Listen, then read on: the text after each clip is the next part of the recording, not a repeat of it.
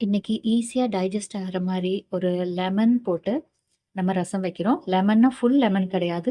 லெமனோட தோலும் ஆட் பண்ணி ஒரு ரசம். இது டைஜஷனுக்கு ரொம்ப நல்லது. நம்ம உடம்புல இருக்கிற நச்சு பொருள் எல்லாமே இது வந்துட்டு எடுத்துட்டு வந்துரும். நம்ம டைஜஷன் ஆகாம ஒரு சில ஜங்க் ஃபுட் எல்லாம் ஹோட்டல் ஃபுட் எல்லாம் சாப்பிடுவோம் இல்லையா? அப்ப இந்த மாரி ஒரு ரசம் வச்சு குடிச்சீங்கன்னா, நமக்கு வந்துட்டு அஜீரணம் ஆகாம உடம்புக்கு நல்லாருக்கும். நீங்க ட்ரை பண்ணி பாருங்க. இது சூப் மாரியும் நம்ம குடிக்கலாம். சாதத்துல போட்டும் சாப்பிடலாம். இப்ப இத எப்படி பண்றதுன்னு பார்க்கலாம் வாங்க.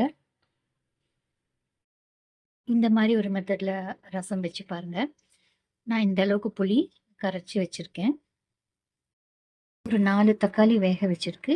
நம்ம தோல் எடுத்துட்டு மிக்ஸியில அடிச்சு வச்சுக்கலாம். மிளகு, மல்லி, சீரகம், கொஞ்சம் லெமனோட தோலு. இது நம்ம மிக்ஸியில அரைச்சுக்கலாம். அரைக்கும்போது கொஞ்சம் பூண்டு, இது தோலோடயே போடணும் இந்த பூண்டு.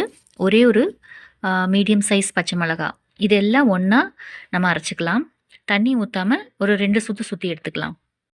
ரசம் தாளிச்சிடலாம். பேன் வச்சிருக்கேன். தேங்காய் எண்ணெய் ஊத்த போறோம்.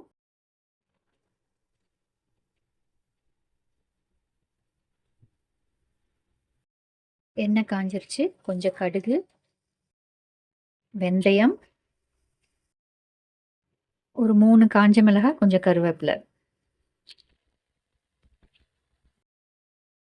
இப்ப நம்ம அந்த பச்சை மிளகாய், பூண்டு, மிளகு, சீரகம், மல்லி இதெல்லாம் போட்டுடலாம்.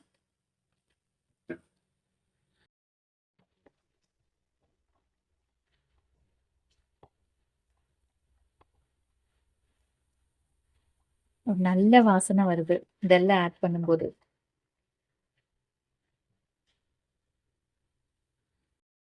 இப்ப இது கூடவே நம்ம தக்காளி வேக வச்சு அரைச்சு வச்சிருக்கோம் இல்லையா, இதை ஆட் பண்ணிக்கலாம்.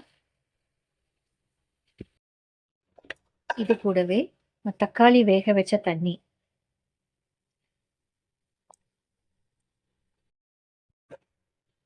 புளி கரைச்ச தண்ணி. நம்ம இந்த டைம்ல நமக்கு ரசம் எந்த அளவுக்கு வேணுமோ அந்த அளவுக்கு நம்ம தண்ணி ஆட் பண்ணிக்கணும். நல்லா கலந்து விட்டுறலாம். நான் இதுக்கு கல்லுப்பு தான் போடுறேன். இந்த அளவு போடுறேன். ஜஸ்ட் ஒரு பிஞ்ச் மஞ்சப்பொடி. இது கூடவே ஒரு பெருங்காயம். பெருங்காயம் கட்டி பெருங்காயம் தான் போடுறேன் இந்த அளவுக்கு. நல்லா கலந்து விட்டுருங்க.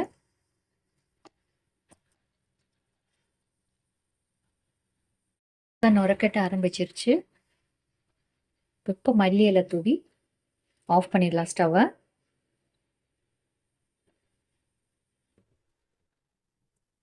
இந்த ரசம் வந்துட்டு நம்ம நான்வெஜ் பிரியாணி அந்த மாதிரிலாம் ஹெவியாக சாப்பிடுவோம் இல்லையா, அப்போ கொஞ்சோண்டு சாதத்தோட இது போட்டு சாப்பிட்டுச்சுன்னா நல்லா டைஜஷன் ஆகும். நீங்கள் ட்ரை பண்ணி பாருங்கள். நல்ல டேஸ்ட்டாக இருக்கும். முக்கியமாக நான்வெஜ் செய்யும்போது இந்த ரசம் நல்லாயிருக்கும். இல்லைன்னா அது வெறும் ரசமும் ஊறுகாயும் வச்சு சாப்பிட்டாலே போதும். ட்ரை பண்ணிட்டு சொல்லுங்கள். தேங்க்யூ. தேங்க்ஸ் ஃபார் வாட்சிங்.